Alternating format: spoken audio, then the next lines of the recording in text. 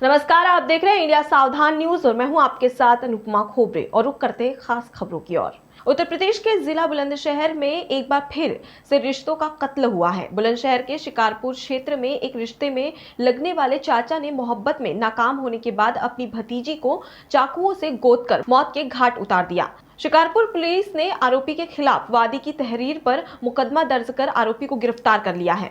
आपको बता दें, बुलंदशहर के शिकारपुर क्षेत्र में एक गांव में बीती रात एक सिरफिरे आशिक ने अपनी प्रेमिका के घर में घुसकर प्रेमिका पर ताबड़तोड़ चाकू से हमला कर दिया। चाकू से हुए हमले में घायल प्रेमिका ने अस्पताल में इलाज के दौरान दम तोड़ दिया।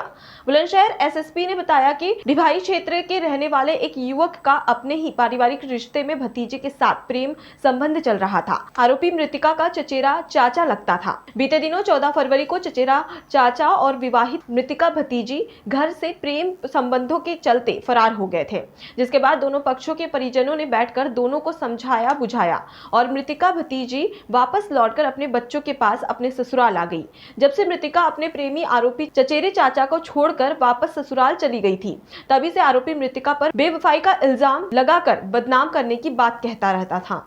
बीते कल अचानक आरोपी मृतिका के ससुराल शिकारपुर क्षेत्र के गांव हमीरपुर पहुंच गया और उसने मृतिका भतीजी पर चाकू से ताबड़तोड़ हमला कर दिया, जिसके बाद मृतिका को गंभीर हालत में बुलंदशहर से देर रात ही हायर सेंटर नोएडा भेज दिया गया, जहां नोएडा में बीती रात ही मृतिका की इलाज के दौरान मौत हो गई। थाना शिकारपुर के हमीरपुर गाँव का है, जहाँ एक लगभग 26 वर्षीय महिला जो शादीशुदा थी और जिसके 2 बच्चे हैं, एक बच्चे की उम्र लगभग 5 वर्ष और दूसरे की 3 वर्ष है, उसकी चाकू मार करके हत्या उसके चचेरे चाचा विनीत के द्वारा की गई है, जो खैरपुर गांव डिवाई का रहने वाला है।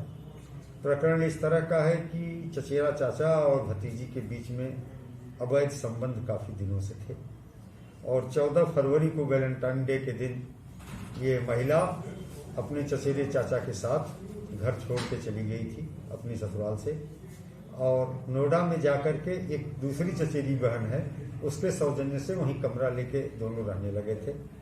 जब ये बात घर वालों को पता चला तो दोनों पक्ष के लोग उस जो चचेरी बहन नोएडा में रहती है उसके ऊपर दबाव बनाया। तो 7 तारीख को उस चचेरी बहन ने परी चौक के पास अपने परिवारीजनों को बुलाकर, मतलब इसमें लड़की के मायके के लोग थे, लड़के और लड़की को सुपुर्द कर दिया। 7 तारीख को ही शिकारपुर में दोनों पक्ष के लोग साईं मंदिर पर बैठे, इनके बीच में आपस में सहमति बनी। लड़का अपने घर भेज दिया गया और लड़की मायके चली गई। नहीं, तारीख को दोनों पक्षों के बीच में शिकारपुर साईं मंदिर पे आपस में एक पंचायत हुई। उस पंचायत में तय हुआ कि लड़का लड़की के साथ किसी प्रकार का संबंध नहीं रखेगा, जिस बात पर लड़की के ससुरालीजन तैयार हो गए और उस महिला को अपने साथ उसके ससुराल ले गए। लड़का अपनी बहन के यहाँ मेरठ भेज दिया गया। कल शाम के समय दोबारा फिर वो लड़का चाकू लेकर के अपनी उस चचेरी भतीजी के घर पे आए। वहाँ पर उसके परिवारीजन थे।